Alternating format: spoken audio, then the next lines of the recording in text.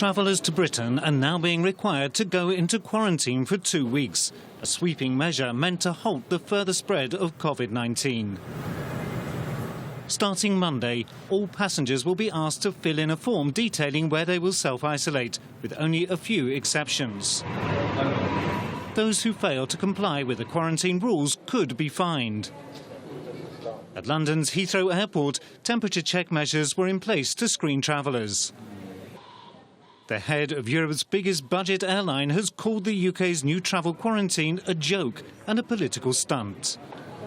Ryanair's chief executive Michael O'Leary criticised the measure proposed by UK Home Secretary Priti Patel that requires travellers arriving in the country to self-isolate for 14 days. It's a political stunt designed by Dominic Cummings et al. To cover the fact that they don't even observe quarantines themselves anyway.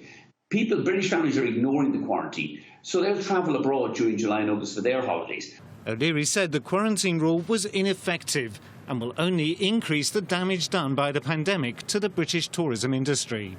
I think as an industry, and particularly the British tourism industry, we're facing 2-3 years before we recover from this crisis. And ineffective measures like Priti Patel's useless quarantine just set that process back, and they damage not just British Airlines, but also thousands of British tourism operators and the millions of jobs that they sustain.